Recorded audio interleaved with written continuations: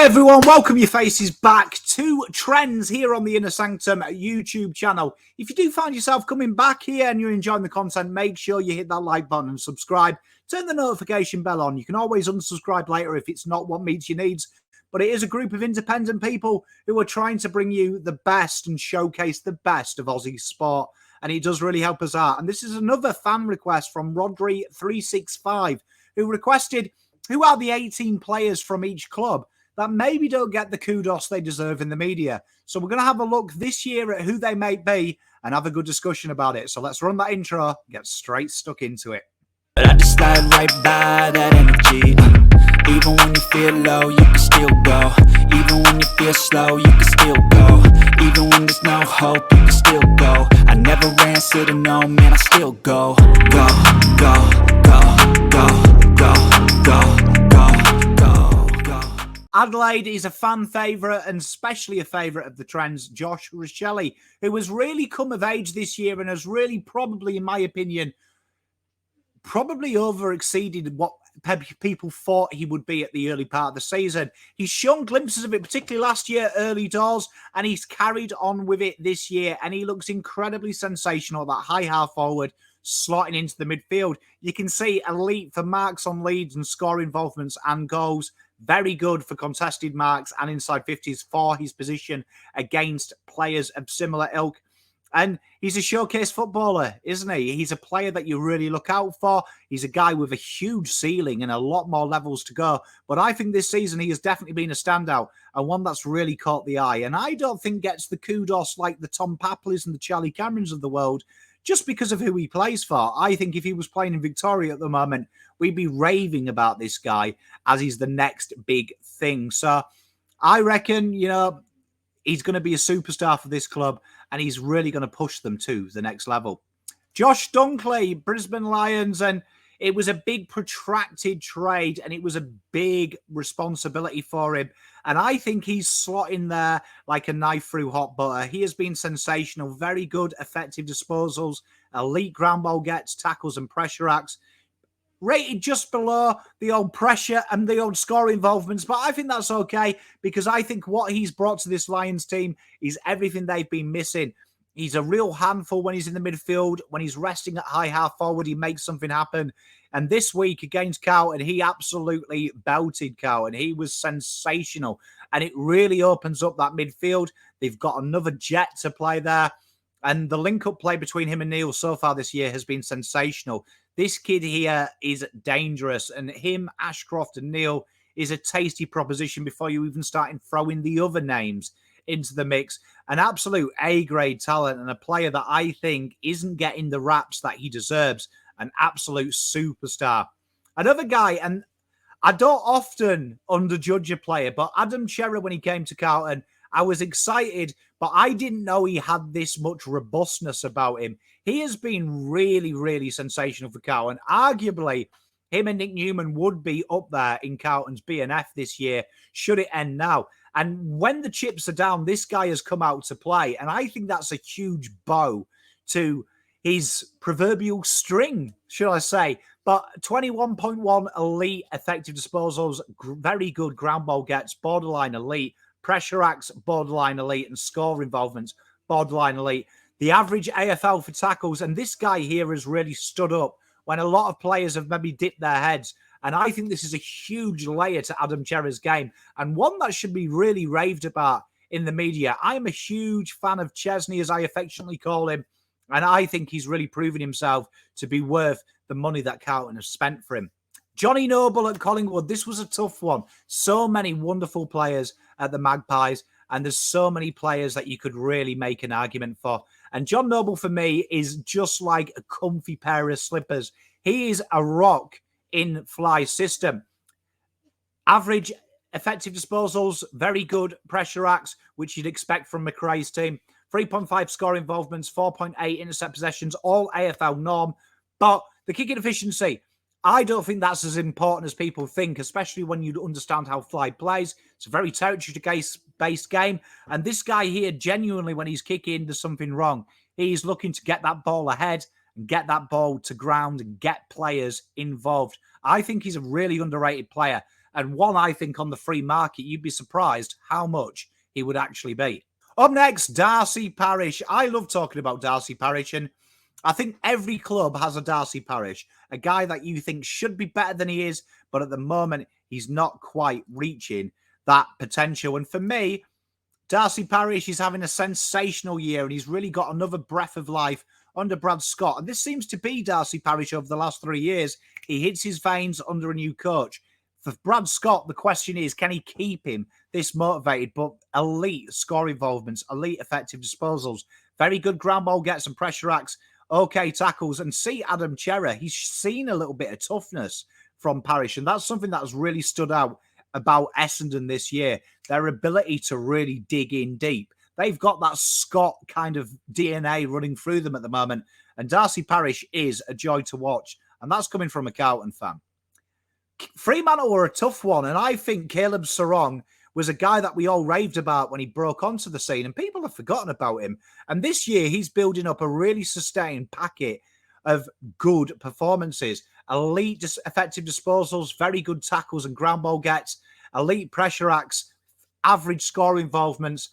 He's really taken that Nat 5 mantle and run with it. And while people talk about Brayshaw, this kid here is sensational. I'm a huge fan of Caleb Sarong, and I think he's had a great year. And I want to showcase his talent. He's been brilliant this year. Maxi Holmes, Geelong. And this guy here in a star-studded side is one of them players that just puts in and puts in.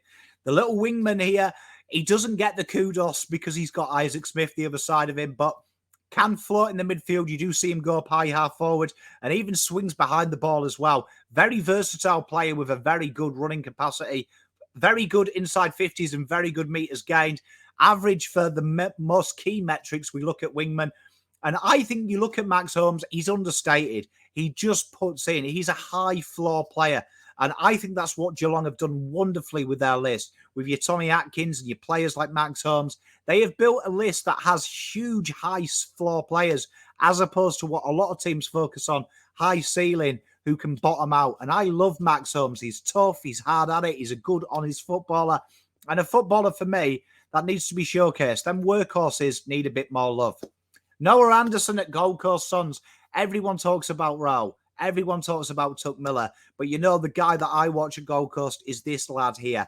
Elite pressure acts, elite ground ball gets, average tackles, very good effective disposals and score involvements. In and under, he's got a bit of class to get away from the contest, and he never seems to have a bad game. He is Mr. Reliable. And I'm a huge fan of Noah Anderson and someone that needs to be showcased a little bit more. Same can be said for this fella here, Finn Callahan. I think his year has been sensational. And when you look at GWS, they are falling into the category of the Antichrist of Geelong. They have got loads of A-list talent, but have they got the grinders and the grafters that you need? And Finn Callahan, for me, is just that guy that I watch who is really building a nice little year. Works really hard between the arcs, 5.6, elite marks, average meters gained, very good kicking efficiency, average score involvements, borderline elite, and same with I-50s. This kid here has got a nice little grounding at the moment, and I think there's 2 or 3 levels, and one to really watch out for from GWS. But I think his year has been building nicely. I love talking about Dylan Moore at Hawthorn, one of my favourite players, playing a lot more deeper now in the midfield, which you can understand. He floats on that wing, but still plays in this forward line as well. What a footballer. And I say Sam Mitchell counts the stars that he's got a player like this. Elite effective disposals, very good ground ball gets and tackles, elite pressure acts, 5.8 score involvements. Very good. This guy is literally Hawthorn through and through, and a player that I love watching, and one that I think is one of them players that couldn't replicate this anywhere else because he wears his heart on his sleeve. And Dylan Moore, for me, is a grossly underrated footballer who would be easily best 22 of any side you can talk about in the AFL. Lockie Hunter, another guy that traded. There was a lot of panic about this guy, and the fact that they got him for peanuts is huge. Remember, it was James Jordan in this role last year, and this guy has effectively doubled his output from James Jordan, and we all raved about James Jordan's initial start. AFL average for I-50s and score involvements, elite good kicking efficiency, elite marks, good meters gained. Lockie Hunter is a danger. And in that team, the fact that he's not even in the first 10 players you can name in the Demons, I think is dangerous. This guy is building nicely. And I suspect at the end of the year, there could be, depending on how Melbourne go, a smoky AFL All-Australian for him. Check that space. North Melbourne, it was tough, but I can't look past this guy. A guy that was playing in the forward half of the ground as a junior. There was talk he was playing down the back. People said Clarkson maybe had got it wrong. What a start to his career and what a footballer. He's really taken Aaron Hall's job, run with it and made it even better. Elite for effective disposals, pressure acts and score involvements. AFL average for intercept possessions. The kicking efficiency, okay, it's not quite up there, but it's still very good. It's still very good. What a footballer Shees is. This kid can play and what a talent. What a talent. Showing Clarko why he's such a good coach. He's eyeballed this. He's eyeballed that everything comes out of the back. And there's a reason that these are one of the lowest turnovers in the back half of the ground. It's because of the makeup of that side and building it from the back. And you can see why Sheezel's there. It's going to be really interesting as he gets a bit about him and goes ahead of the ground. But so far, so good from Harry Sheezel. We love talking about Connor Rozee. And you know what? I feel like we've talked about this guy until I've grown hen's teeth. This year, though, he has been solid. Absolutely solid. With no Boak in the side, he took that role pretty well, and he's run with it ever since Boak's come back. AFL effective disposals, okay, but everything else very good. And he's just reliable. He's built a consistent model. And when this guy hits a 10 out of 10 game, I reckon we'll talk about it. Get your stocks in Rozee now, because I reckon something big is about to happen from Connor. St Kilda, it was a tough one because I think Stocker's a good shout. Delisted by Carlton, got a second crack of the whip and he's really burnt the wall. But for me, Hunter Clark has been brilliant this year. Elite and very good intercept possessions, elite score involvements, pressure acts, kicking efficiency. Doesn't really matter because they've got the players around him and okay, effective disposals. But now he's fit. We know that the sky is the limit. And this is another one. If he can get a full year under his belt, look out AFL. This guy is a game-changing footballer. And Hunter Clark is one of my favourite players to watch outside of my own team. Richmond is a tough one.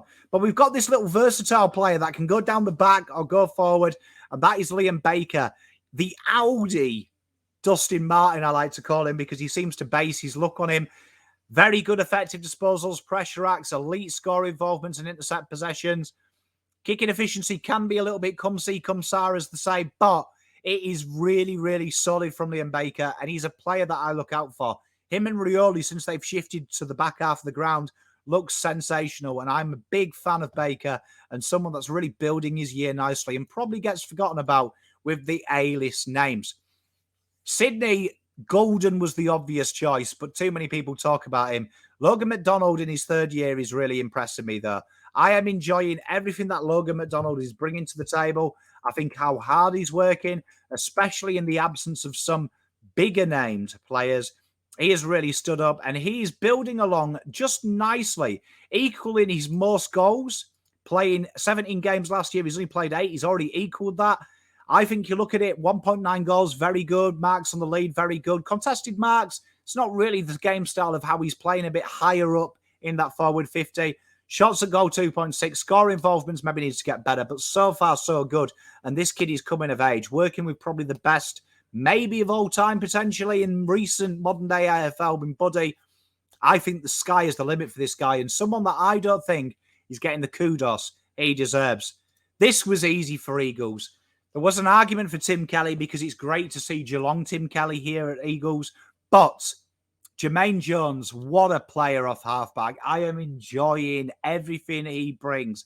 Energy, bit of excitement, a bit of X factor, very good effective disposals, elite pressure acts and score involvements. Kicking efficiency, it's tough because they're getting peppered. Very good intercept possessions. What a footballer. And considering that he was out and now he's back in, that's a huge credit to him. And someone that I think someone may sniff from a big club. Telling you now. Definitely be someone I'll be sniffing at. Jamar Ugle-Hagan. He has proved Bevo is a genius. When Beveridge was asked constantly why this guy wasn't getting the game time, he's starting to become the complete footballer. And when I look at forwards like this, I'm looking, are you AFL average in everything? And pretty much he gets a tick in all the boxes. The marking on the leads there. And I think the sky is the limit for this kid. This kid is proving why he was so highly touted. Great temperament. You saw how he handled that racism issue. He handled it like an absolute model professional who is way wiser than his age suggests. And I'm a huge fan of Jamara. Long may it continue. What a world-class talent we're looking at. They're my 18. Let me know in the comments you're 18. And if you've got a video suggestion, please drop it in the comments or contact us in the YouTube channel. But much love. Enjoy the rest of your week. Trendz out.